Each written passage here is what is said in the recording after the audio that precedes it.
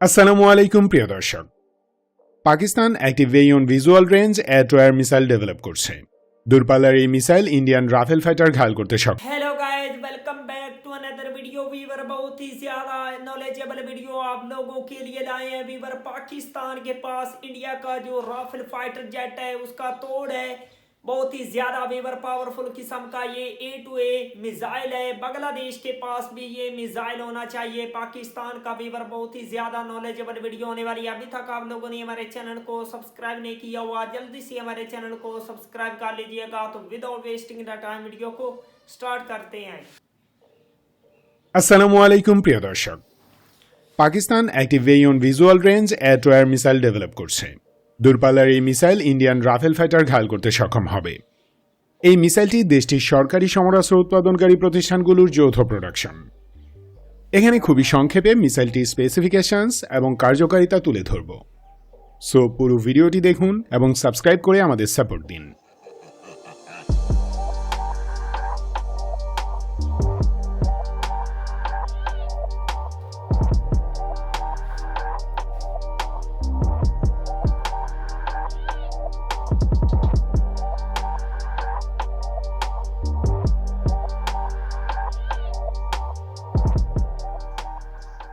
Fast নামের এই দূরপাল্লার এয়ার টু এয়ার মিসাইলটি ডিজাইন অ্যান্ড ডেভেলপ করেছে পাকিস্তানের সরকারি সমরাস্ত্র গবেষণা প্রতিষ্ঠান নেসকম ও AWC। মিসাইলটি ম্যানুফ্যাকচার করবে গ্লোবাল ইন্ডাস্ট্রিয়াল ডিফেন্স সলিউশনস বা GIDS নামের আরেকটি সরকারি defence company. Fast missile design করা হয়েছে পাকিস্তান এয়ারফোর্সের এক্সপেরিয়েন্স কাজে লাগিয়ে। অন্তত 5টি ডিফেন্স কোম্পানি যৌথভাবে ডেভেলপমেন্টে অংশ নিচ্ছে। এই মিসাইল ডিজাইনে ফক্স 3 কোড ফলো করেছে Pakistan. Fox 3 NATO aerial warfare standard. ফাজ মানে ভিক্টোরিয়াস, অর্থাৎ যে সবসময় বিজয়ী হয়। এটি পাকিস্তানে তৈরি দ্বিতীয় এয়ার টু এয়ার মিসাইল। প্রথমটি ছিল ফাজ 1, যার পারফরম্যান্স সন্তোষজনক ছিল না বলে সিরিয়াল প্রোডাকশন করা হয়নি। দূরপাল্লার ব্যালিস্টিক, ক্রুইজ এবং অ্যান্টিশিপ মিসাইল তৈরি করলেও ইসলামাবাদ আগে কখনো নিজস্ব এয়ার টু এয়ার মিসাইলের সিরিয়াল প্রোডাকশন করেনি। তবে নিজস্ব স্টিল ফাইটার এবং জয়েন্ট ভেঞ্চার JF-17 থান্ডারের জন্য এই মিসাইল প্রজেক্ট হাতে নেওয়া হয়েছে বলে জানা যায়। একটি কার্যকর air to air missile design করা মারাত্মক কঠিন কাজ। বছরের পর বছর গবেষণা করে effective rocket motor, guidance system বা সিকার, ইলেকট্রনিক্স এবং বিস্ফোরক প্যাকেজ প্রয়োজন হয়। কারণ এসব মিসাইল এমন এক টার্গেটের বিরুদ্ধে প্রয়োগ করা হয় যা একজন মানুষ অপারেট করে এবং একে বেঁকে অতি দ্রুত ছুটতে সক্ষম। সুতরাং এর বিরুদ্ধে নিক্ষেপ করা অস্ত্রটিকেও সর্বোচ্চ দক্ষ হতে হবে। আর এই জন্য air to air missile development অনেক কঠিন কাজ। বিশ্বে মাত্র 15টি দেশ এমন মিসাইল তৈরি করতে পারে। পাকিস্তান সেই লিস্টে যুক্ত হল।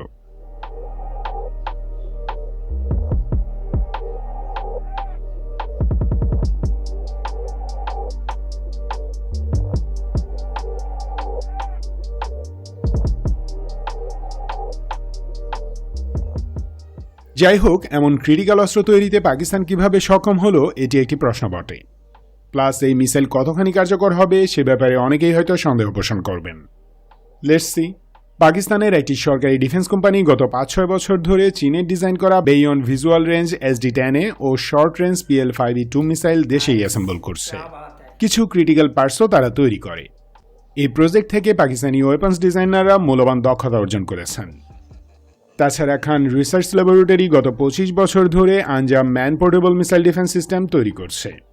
এই প্রজেক্টও পাকিস্তানিদেরকে মহামূল্যবান জ্ঞানার্জনে সাহায্য করেছে।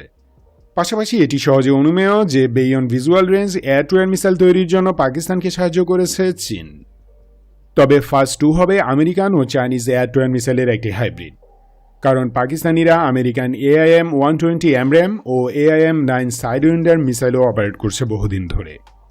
এসব মিসাইলের রক্ষণাবেক্ষণ ও মেরামতের কাজ দেশেই করা হয়। ফলে ইঞ্জিনিয়াররা এখান থেকেও অনেক কিছু শিখেছেন এবং সেই জ্ঞান নতুন মিসাইল ডিজাইনে প্রয়োগ করেছেন।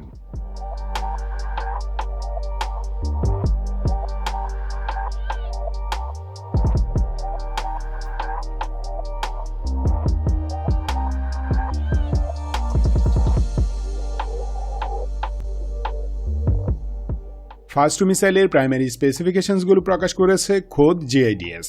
সুতরাং এ নিয়ে কোনো সন্দেহ নেই। টাইপ ভেরিয়ন visual range air to air missile বা BVRAM, maximum range 180 kilometre. NEZ বা নো এসকেপ কিল জোন 50 থেকে 60 কিলোমিটার। ম্যাক্সিমাম স্পিড মাক 3.5 অর্থাৎ 4322 কিলোমিটার প্রতি ঘন্টায়। সিকার বা guidance, radio frequency and imaging infrared. Engine dual pulse solid fuel rocket motor. Launch platform fighter jet ও heavy drone.